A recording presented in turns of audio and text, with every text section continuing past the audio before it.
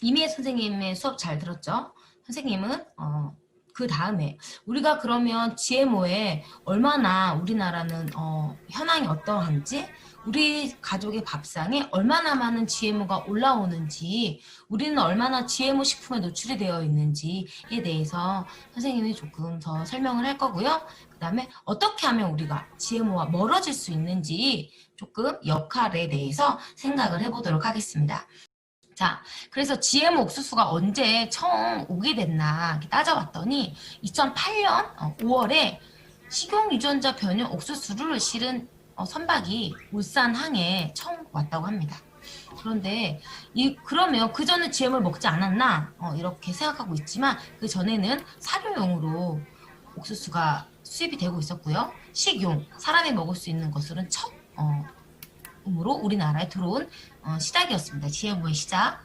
그렇게 된 이후에 우리나라는 대한민국 굉장히 작은 나라죠. 그리고 대한민국 인구도 그렇게 많지 않은데 우리나라는 GMO 식용 수입 국가로 제 1위입니다.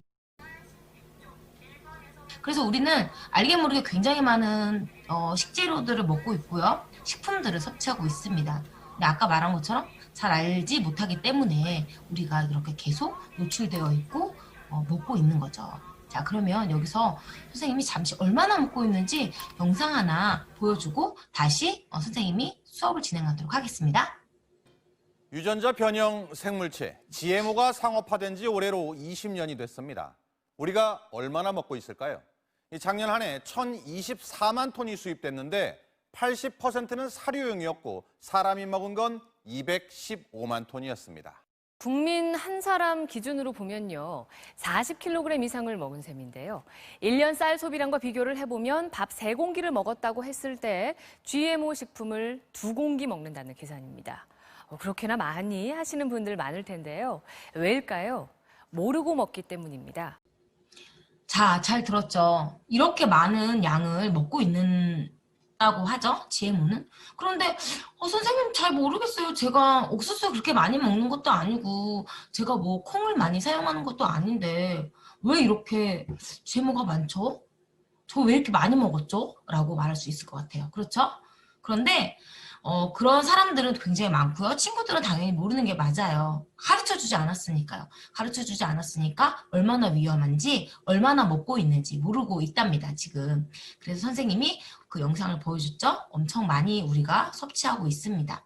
자, 그러면 얼마나 많은 곳에서 사용하고 있는지 선생님 조금 낱낱이 보여주도록 할게요. 술, 사탕, 탄산음료, 뭐 껌, 잉크, 크레용, 분필, 팝콘, 기름, 심지어 일회용품까지 사용되고 있죠.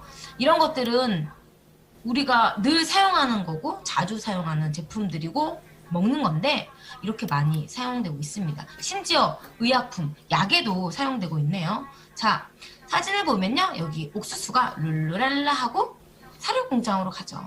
사료 공장에 가면 아까 선생님이 말한 사료용, 소, 돼지, 닭, 닭 같은 가축들이 옥수수 사료를 먹습니다. 그러면 우리가 좋아하는 삼겹살이 될 수도 있고요. 소고기, 제육볶음, 닭도리탕이 될 수 있겠죠.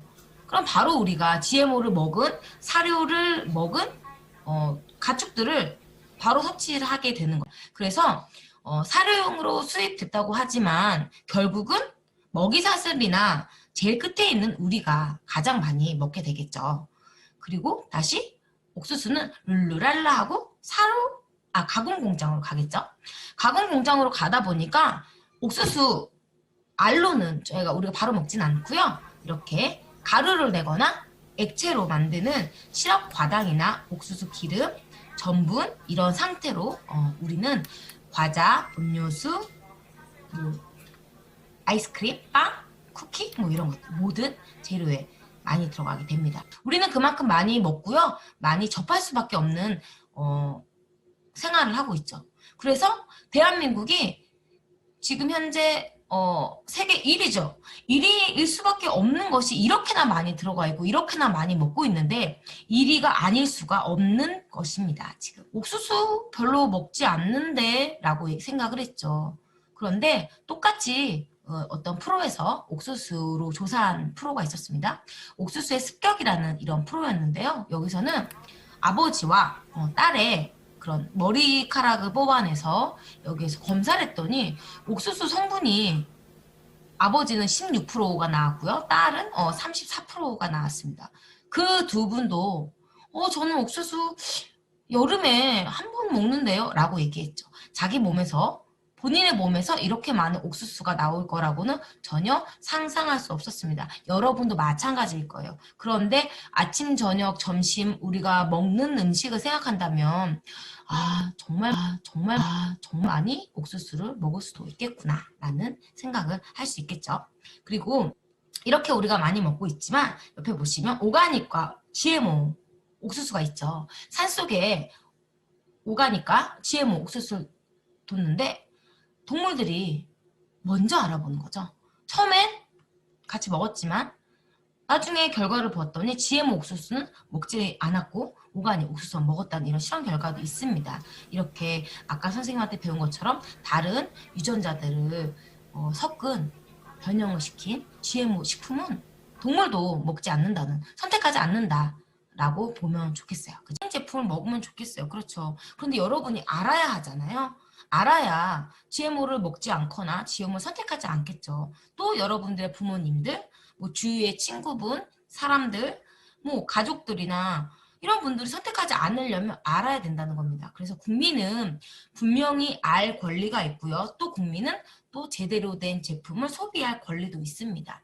그래서 말씀을 드리고 싶은 것은 여러분이 GMO 완전 표시제라는 것이 있습니다. 우리가 모르고 있다는 건요. 재료 뒷면에 표시되어 있지 않기 때문에 우리가 모르는 거예요.